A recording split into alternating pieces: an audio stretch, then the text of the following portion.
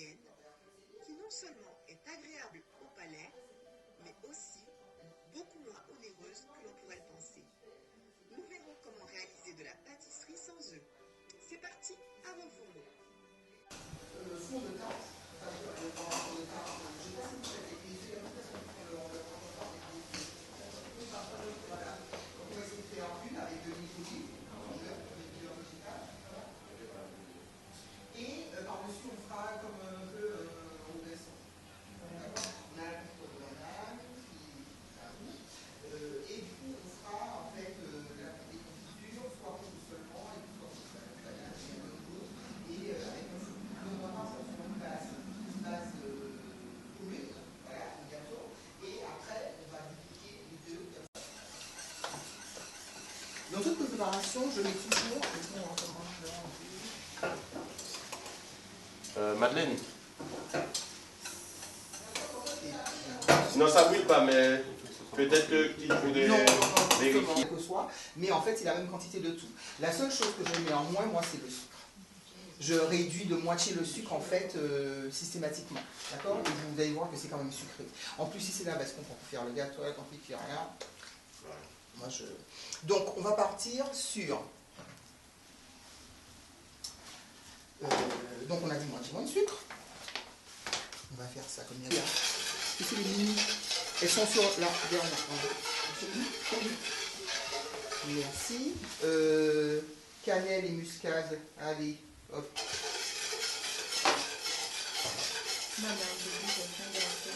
Muscade. Le zeste de citron, évidemment. Voilà. Voilà. C'est un Nicara qui est le citron. Non, c'est toi? Non, non, non, c'est alors, on va mettre maintenant nos pots de farine. On a pris bien travaillé le bilan avec la vie. Voilà. C'était 11 à Michel. 11, oui. D'accord. Ici.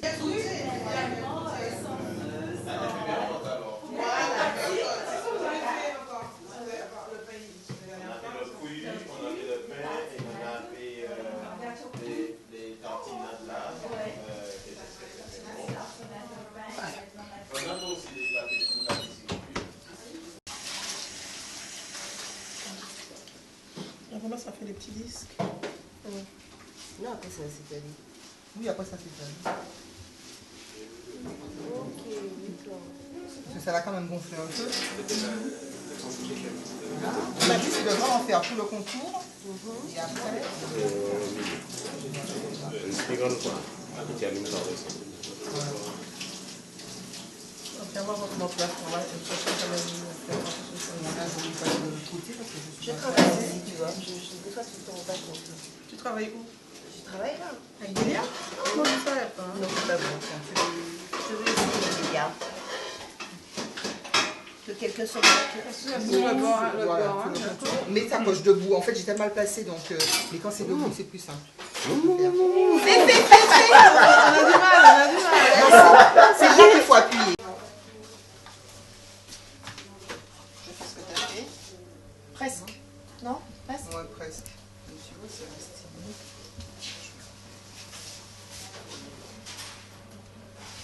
La pâte est belle, mais il manque de cuisson un tout petit peu.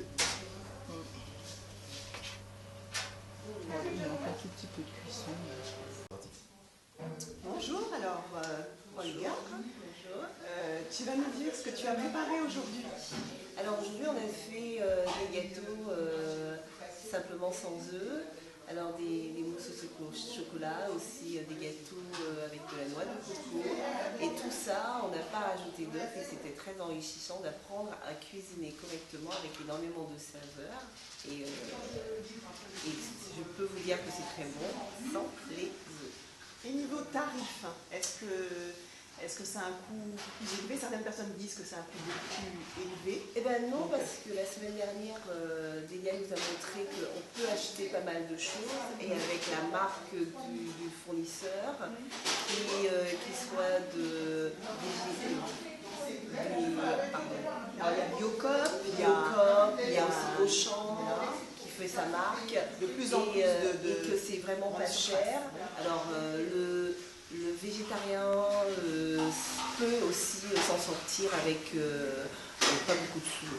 C'est-à-dire qu'au départ, il faut peut-être un gros investissement en achetant Bien des gros sûr, sachets tout à de fait. noix, de cajou, des gros sachets d'amandes, mais après, dans le temps, ça sert pour plusieurs mois. Et ben oui. Ben oui, on peut dire comme moi aussi qui commence le processus. Oui, ça va faire une dépense pour les premières fois et puis après ça va devenir une routine et puis on va acheter moins de choses et on va voir que quand on prend la marque soit Auchan ou Carrefour et on va voir qu'on ne dépense pas énormément de sous. Et du coup, on dépense moins en achetant des pâtisseries. On achète moins de pâtisseries, donc on peut acheter plus de légumes, plus de... Exactement. Et moins de viande aussi, parce que la viande, c'est un coût assez élevé. Exactement, tout à fait. Merci beaucoup, Olga. Bonjour Josué. Bonjour Annie. Alors là, on a assisté ce matin à un cours de pâtisserie. C'était très très intéressant. On va pouvoir déguster bientôt tous ces gâteaux au coco, tous ces moelleux au chocolat. Alors, on dit parfois que les hommes ne sont pas très intéressés par la cuisine, et encore plus la cuisine végétalienne. Qu'en penses-tu? Je pense que ce sont des idées reçues.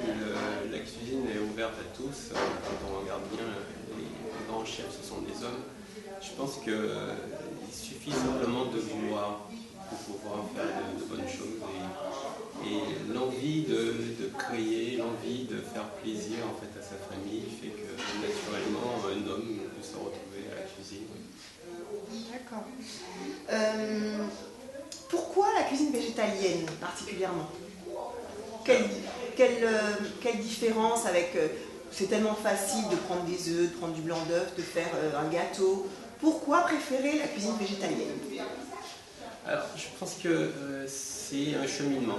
Moi, j'ai été, depuis peu, je suis arrivé à cette cuisine, tout simplement par envie de revenir aux sources. Le Créateur nous a créés comme ça, donc je pense qu'il faut remettre les choses à leur place et chercher à sortir tout ce qui est animal en fait, de nos assiettes pour pouvoir manger sainement et tout simplement penser à son bien-être. Très, très intéressant. Par rapport, donc tu dis par rapport à la parole, tu parles par rapport à la parole. Oui. Sur quel texte tu te bases pour pouvoir... Au départ, dans Genèse, lorsque Dieu nous a créés, il nous a bien créés effectivement de façon à ce que nous puissions manger ce qu'il y avait dans la nature. Mais quand je dis nature, je ne parle pas du tout de l'animal, parce qu'il nous parle des herbes. Donc effectivement, c'est cette référence que j'ai. Est-ce que tu arrives dans ton alimentation à équilibrer, à manger correctement Alors, il faut dire une chose, c'est que je suis migraineux. Donc en étant migraineux, comme toute personne qui a une pathologie, on doit apprendre à se connaître. Et le fait d'apprendre à se connaître, ça veut dire écouter son corps. Lorsqu'on met quelque chose dans son assiette, on voit tout de suite si ça nous convient ou pas. Et par rapport à cette recherche qu'on va avoir, on comprend l'importance effectivement de manger. J'en suis pas encore arrivé là, mais je pense que par la nourriture, on peut se guérir, on peut se soigner. Et le plus important en fait, c'est de se découvrir, d'écouter son corps et de faire des expérimentations tout simplement. Merci beaucoup Josué d'avoir partagé ton expérience. Bonjour Delia. Alors, tu es la responsable de cet atelier. Enfin, tu nous aides un petit peu à élaborer toutes ces pâtisseries, toutes ces friandises, tous ces plats. Parce que le week-end dernier, nous avons fait du pain. Aujourd'hui, nous avons fait de la pâtisserie. Et le week-end d'avant, nous avons appris à cuisiner le cru.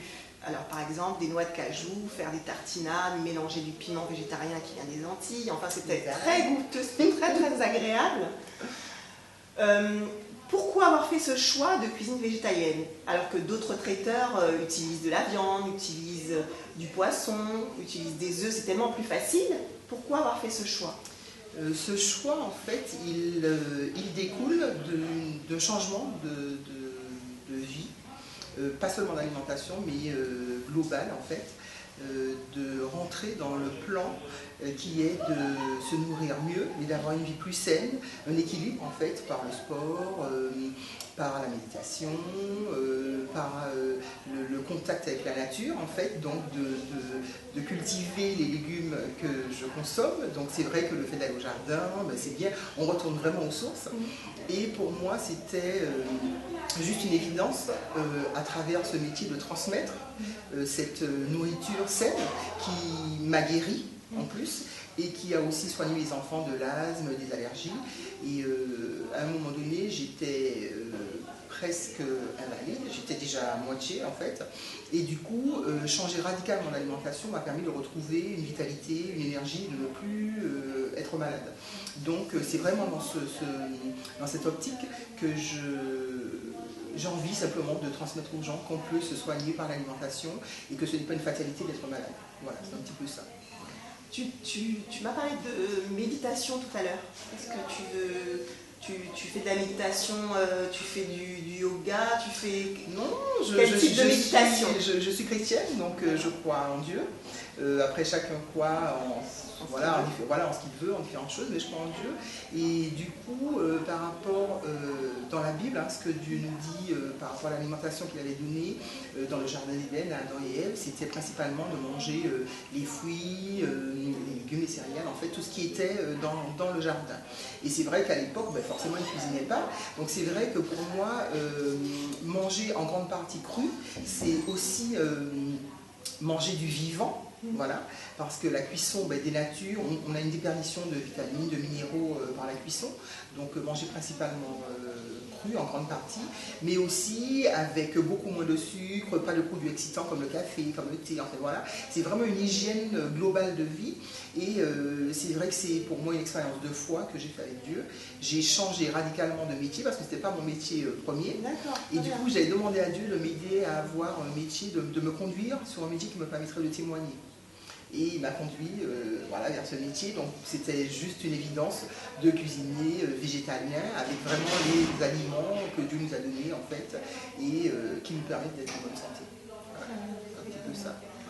Donc après, ce que j'essaie vraiment de transmettre, c'est beaucoup le fait qu'on a des idées reçues par rapport à l'alimentation végétarienne, végétalienne, où on pense que ce n'est pas forcément beau, que ce n'est pas bon, que c'est de la tambouille. Et c'est vrai que je m'applique, je me fais un devoir de montrer qu'on peut cuisiner végétalien, mais beau, bon, et puis quelque chose de soigné, d'agréable à regarder et de délicat de fin. Voilà, c'est un peu ça. On dit que l'alimentation a une action sur la manière de penser, sur la manière d'agir. Est-ce que tu confirmes ça? Ah oui, je confirme. Je confirme parce que je prends l'exemple de ceux qui mangent de la viande. On mange des animaux qui sont morts, donc on mange en fait de la mort en fait. Et du coup les animaux, on se rend compte, il y a des études qui ont été faites pour ça, qui montrent que les animaux qui maintenant sont tués, mais par des électrochocs de manière très très très violente, qui sont même maltraités des fois, en fait on montre que dans leur cerveau, quand les études qui ont été faites, qu'ils ont un niveau de stress très élevé.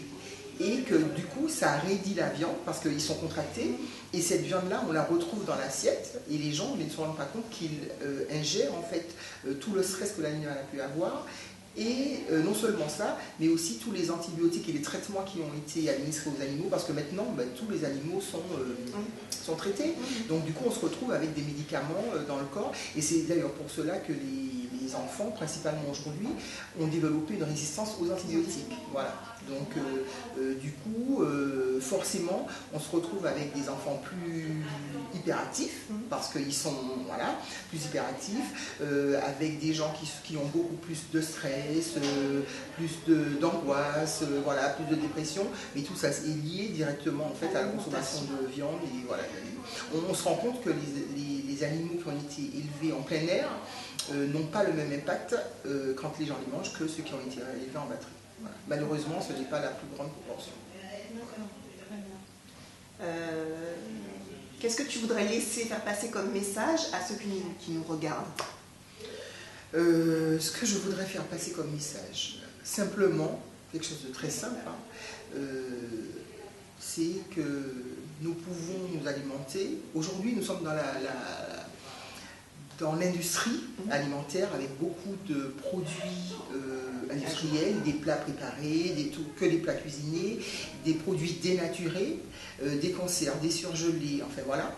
Et les gens pensent que c'est très long de cuisiner, soit même avec des légumes frais, avec des aliments frais, que c'est très long de préparer, alors qu'en fait, si j'augmente ma proportion de cru, ce que je conseille en fait aux gens, ben en fait, si je prends mes courgettes, mes choux-fleurs, mes brocolis, et que je les coupe, et que je les taille, ou que voilà, je n'ai pas de cuisson, donc c'est beaucoup plus rapide, et je mange surtout des aliments vivants, en fait, qui m'apportent vraiment tout ce dont mon corps a besoin pour vivre. Donc, en termes de conseils éclairs, je voudrais dire de penser toujours au V. Le V qui veut dire varié. Dieu a fait que chaque saison, il y a des fruits, des légumes qui sont différents. Oui. Donc s'ils sont différents, c'est parce que à ce moment-là, notre corps, par rapport à la saison, a besoin des nutriments, des minéraux que chacun de ces fruits et légumes apporte. Oui. Du coup, si on respecte cette variété, et que nous mangeons tout ce que la nature produit, ce qui n'est pas le cas, on se rend compte qu'on mange très peu de tous les fruits et légumes qui sont proposés, mais en fait on a une alimentation équilibrée, variée, et que de ce fait, vu qu'on a la variété, on a tout ce qu'il faut que chacun de ces éléments apporte pour avoir une santé équilibrée et être en bonne santé. Voilà. On est censé être en bonne santé et pas être malade. Et à l'heure d'aujourd'hui, en fait, on traite la maladie, mais on ne cherche pas à être en bonne santé. D'accord. Certaines personnes disent que les végétaliens ont souvent des carences en fer, par exemple, donc on sait qu'on peut le récupérer avec des légumes secs, etc.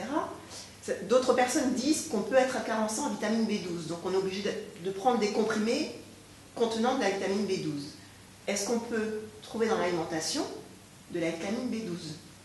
On peut trouver, c'est vrai qu'ils disent qu'en fait il faut prendre un œuf par semaine, mais aujourd'hui on se rend compte qu'avec, alors ça c'est un autre truc parce que c'est vraiment très long les super aliments, oui. On se rend compte que dans toute l'alimentation globale qu'on a, on peut avoir trouver toutes les vitamines, tous les minéraux, tous les enzymes, tous les oligo-éléments dont on a besoin.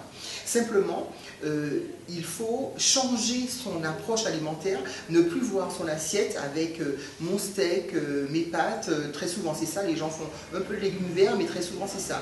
Et carrément changer son assiette. Ça veut dire que par exemple dans la mer, où on retrouve toutes ces vitamines, au lieu de manger du poisson, ben on peut prendre des algues, voilà, sous d'autres formes, en tartare, c'est pas tout le monde qui aime, c'est assez particulier, mais aussi coupé dans les salades, voilà, il y a plein d'algues différentes, et du coup quand on consomme ça, dans la nature aussi, tout ce que la nature propose, les différentes racines, les oléagineux et tout, on a toutes les vitamines, on n'a pas de carence en vitamine B12. Mes enfants sont végétaliens depuis l'âge de 2 ans et demi, et tous les 2 ans, je leur faisais faire un bilan, zéro carence. Et moi de même, je fais un bilan régulièrement, voilà, pas de carence, pas de, voilà, d'anémie, enfin aucune carence. Pourquoi? Parce qu'on mange varié, équilibré, et à partir du moment où on prend tout ce que la nature nous propose, on a un équilibre. Voilà. Alors, Delia, actuellement, il y a de plus en plus d'allergies, et ça va en croissant. Donc il y a des allergies cutanées, des allergies alimentaires. Est-ce que tu peux nous expliquer un petit peu pourquoi cette croissance au niveau des allergies? Alors, clairement, on est dans une société qui a muté et les produits qui sont utilisés ont été transformés. Je prends l'exemple du blé, on se rend compte qu'il y a de plus en plus de personnes allergiques au gluten. On a l'impression que ça fait un effet de mode, alors qu'en fait, il y a 50 ans, ça, on n'en connaissait pas. Le problème, c'est que le blé a été transformé et qu'avant, les gens ne consommaient que du blé complet. Donc le blé, il y avait l'enveloppe du blé qui permettait à notre organisme d'assimiler en fait le gluten. Ils ont enlevé cette enveloppe et tout ce qu'on mange aujourd'hui, on se rend compte des pâtes blanches, du pain blanc, enfin voilà. Et dans le pain qu'ils font aujourd'hui, pour qu'il soit plus élastique, ils rajoutent du gluten. Dans les biscuits, dans les desserts, enfin, dans pratique, il y a beaucoup de produits qui sont supplémenté en gluten parce que ça permet de rendre plus onctueux, enfin voilà, pour un jeu de texture. Du coup, notre organisme, qui non seulement n'est pas capable d'assimiler le gluten seul sans l'enveloppe du blé qui était normalement dans la nature, forcément ça développe en fait la porosité des intestins et ce qui provoque en fait les allergies au gluten, parce qu'on en a trop, on en a trop, on en a trop. Du coup, de plus en plus de personnes sont allergiques au gluten, et c'est pour ça que beaucoup de produits sont développés, voilà, des gammes sans gluten. Maintenant, pareil, moi je suis un petit peu réservée sur tous les produits industriels qu'on achète, même sans gluten. Je pense que c'est toujours mieux de faire soi-même ses produits. On peut faire son pain, et en fait, il y a tellement de légumes et de céréales qu'on peut manger qui sont sans gluten.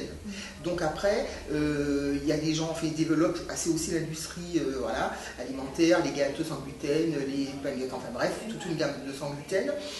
Voilà, sans trop, vaut mieux être utilisé, mais pareil, de manière équilibrée, sans excès. Maintenant, on a aussi toutes les allergies à différents produits, aux allergineux. Les gens sont de plus en plus allergiques à tout. Et du coup, quand on prend le temps de s'arrêter, de s'écouter, d'écouter son corps, de faire une période de crue ou de jeûne, parce qu'il y a aussi le jeûne, c'est encore un autre sujet, de jeûne, on se rend compte qu'on permet à notre corps de se détoxiner, de se nettoyer et de pouvoir être à l'écoute de ce qui est bon pour nous. Pas, nous sommes des êtres différents, donc en fait, moi je vais peut-être plus tolérer le riz, l'autre le cru, mais le cru, tout le monde peut le tolérer si en fait on n'a pas les intestins poreux. Il y a des gens qui vont dire, ah non, moi quand je mange du cru, je suis ballonné, voilà, j'ai des flatulences, j'ai des diarrhées et tout, mais en fait c'est parce que les intestins sont poreux. Donc du coup, il faut penser en fait l'intestin toujours par une alimentation spéciale, et en fait on se rend compte que ça disparaît. Et toutes ces maladies dites de civilisation qui sont liées à l'alimentation qu'on a aujourd'hui viennent principalement du fait qu'on ingère des produits qui ne sont pas à la base faits pour être mangés, pas de produits sains. Voilà. Donc si on revient à l'alimentation qui est normale, j'ai une courgette, je la mange, j'ai une aubergine, je la mange, voilà, les fruits, voilà, le jus à la base, ça ne sort pas d'un arbre, on a les fruits, donc on mange les fruits, on peut faire des jus à l'extracteur parce que ce n'est pas chauffé et qu'on ne rajoute ni eau ni sucre, donc c'est vraiment les jus à l'extracteur, et c'est juste le fruit pressé et qu'on boit tout de suite, et des légumes, mais en fait c'est toujours mieux de consommer les fruits parce qu'il y a les fibres qui permettent justement au travail de l'intestin de se faire. Voilà. Donc par rapport aux allergies, moi-même j'ai été confrontée depuis jeune aux allergies parce que je suis dans une famille d'allergiques. Et je me suis rendu compte qu'en changeant mon alimentation, parce qu'avant j'étais végétarienne pendant très longtemps, et depuis quelques années végétalienne, que depuis que je suis végétalienne, je n'ai plus ni asthme, ni eczéma, ni allergique, ni rhinite, le rhume des foins, enfin voilà, voilà, toutes ces allergies que j'avais ont disparu rien qu'en changeant mon alimentation. C'est vraiment dû à peu. Voilà. Alors qu'il y a des personnes qui prennent des médicaments sur des années, antihistaminiques, oui, j'ai pris des traitements. Cortisone. J'ai pris des traitements. Et voilà. Et le résultat, il est clair. Rien qu'en changeant l'alimentation, on a un impact, mais vraiment fort, sur notre santé et notre mieux-être. D'accord. Est-ce que tu peux, pour terminer, nous donner juste un repas type végétarien sur une journée? Donc, petit déjeuner, déjeuner et dîner. Alors, juste une petite parenthèse avant, je voudrais aussi parler, à part les allergies, des maladies dites de civilisation, le diabète, l'hypertension, voilà, et en fait, ces maladies sont aussi causées par l'alimentation. On mange trop gras, trop sucré et trop salé. Et c'est pareil, c'est un équilibre dans l'alimentation par le sucre, par le gras et par le sel. Du coup, dans l'alimentation, ben forcément, si on est diabétique, c'est un peu particulier, il faut adapter l'alimentation, mais par l'alimentation, au lieu d'avoir toujours un médicament contre l'hypertension, on peut se soigner naturellement par l'alimentation. Donc un plat type, enfin un menu type. Le matin, c'est vrai que je privilégie les fruits. Le matin d'abord, au réveil, de l'eau, voilà, à jeun, et ensuite je privilégie de prendre des fruits au petit déjeuner. Donc je prends des fruits au petit déjeuner, sans trop les mélanger, voilà. Ensuite, on pourrait... Qu'est-ce que tu veux dire sans trop les mélanger? C'est-à-dire, tu vas prendre 2-3 fruits ou tu vas prendre une grosse salade? Qu'est-ce que tu veux dire par là? Vaut mieux éviter les interactions entre les fruits. On peut combiner 2-3 fruits, mais c'est mieux de ne pas mettre de la fraise, de la poire, de la pomme, de l'ananas, pas trop de mélange pour la fermentation. Voilà. 2-3 maxi, voilà. Nous en étions au déjeuner. Voilà, le déjeuner, donc un exemple, ça pourrait être du quinoa, parce qu'il y a des protéines, avec éventuellement du tofu fumé, coupé en petits dés, et j'ai envie de dire que chacun est libre après de rajouter les légumes qu'il veut. Moi j'aime bien mettre des poivrons, donc les 3 couleurs de poivrons coupés en petits dés, de la courgette coupée en petits dés, des brocolis aussi en petites lamelles en fait, et du champignon. En fait on peut vraiment mettre tous les légumes qu'on veut, et ça fait une bonne assiette avec des protéines, avec un peu d'huile d'olive, et en fait avec on a les protéines, on peut rajouter aussi des noix, en fait voilà, mais ça fait un repas qui est complet en fait. Voilà, ça fait un repas complet. Et le soir, j'essaie de ne pas trop manger le soir, de diminuer, des fois même de ne rien prendre, ou une infusion, mais le soir ça peut être léger, donc une bonne salade verte avec des lamelles d'oignon, ou bien même une salade verte simplement, avec juste un peu de maïs ou de la tomate, enfin quelque chose de très léger, ou bien un petit velouté, une petite soupe, enfin vraiment quelque chose, éviter le gras et le sucre le soir. Voilà. Et une infusion toujours le soir, une infusion après de cannelle, de gingembre, de curcuma, des choses qui sont antioxydantes et qui aident le corps à se régénérer, qui renforcent l'immunité, voilà. D'accord. Qu'est-ce que tu conseillerais à quelqu'un comme moi? J'ai eu une expérience il y a quelques années, enfin l'expérience. J'ai eu des soucis de santé, j'ai eu des nodules qui se sont mis sur mon foie, et donc j'ai arrêté le lait, j'ai arrêté la viande, mais j'aimerais détoxifier ce foie. Quel exemple tu peux me donner pour d'autres personnes qui sont comme moi, qui sont dans mon cas? Alors j'ai envie de te dire qu'il y a 2 actions qui peuvent être faites. Il y a des concentrés de jus de légumes qui se font, de jus de légumes qui sont très forts, et du coup qui nettoient le foie en fait. Donc pour ça, pour purger le foie, il faut vraiment réduire son alimentation, il faut vraiment passer par une période de jeûne, mais ça ne se commence pas comme ça, et ça se prépare sur une semaine ou 15 jours, petit à petit, où on supprime petit à petit certaines choses de l'alimentation, jusqu'à arriver directement au cru, et après une période de jeûne. Le jeûne en fait permet au corps de se régénérer. Pourquoi? Parce que la digestion, c'est ce qui demande à notre corps le plus d'énergie. Du coup, quand on laisse notre corps au repos, tous les organes se régénèrent. Et on se rend compte qu'il y a eu des cas de guérison spectaculaires, rien qu'avec des périodes de jeûne qui pouvaient aller d'une semaine à 1 mois, voire plus, en buvant, voilà, avec quelques jours des fois de jeûne sec, sans rien prendre, où en fait le corps se nettoie, en fait, voilà. Et du coup, on est dans une société, au XXIe siècle, où on mange trop gras, trop salé, trop sucré. Voilà. Est-ce que tu peux juste pour terminer nous présenter un petit peu ce qui a été fait ce matin avec toutes ces pâtisseries Alors là, on a fait donc déjà, nous avons ici un petit gâteau. Donc en fait, on a essayé de reproduire en fait en végétalien, donc sans œufs, sans lait de vache et sans beurre. C'est le traditionnel gâteau à la noix de coco des Antilles qu'on a refait en petit format en fait. Donc on a une confiture de noix de coco, la pâte sablée mais faite avec de l'huile d'olive, et la base du gâteau mais qui est faite, la base du gâteau avec de l'huile d'olive aussi, voilà, là. Voilà. Et ici on a un moelleux au chocolat fondant fait avec du beurre, mais pareil, sans œufs, sans lait de vache. On a fait avec du lait de soja et un peu de lait de coco, voilà, et des petites pépites de chocolat noir. Alors celui-là, c'est mon préféré.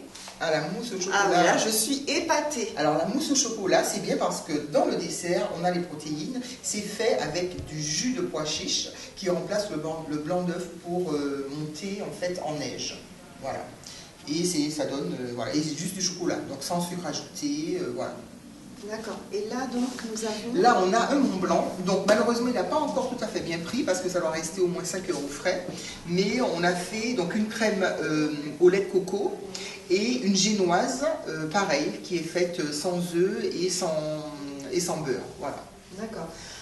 Celui-là me paraît très bien dans une réception, un mariage, un anniversaire ou... Qu'est-ce que c'est? Donc on a de la génoise et au milieu on a en fait une crème qui est faite à base pareil de jus de pois chiche, donc une mousse au chocolat qui vient servir de liant et du coup ça fait un entremets qui est très fin, qui est très, très léger.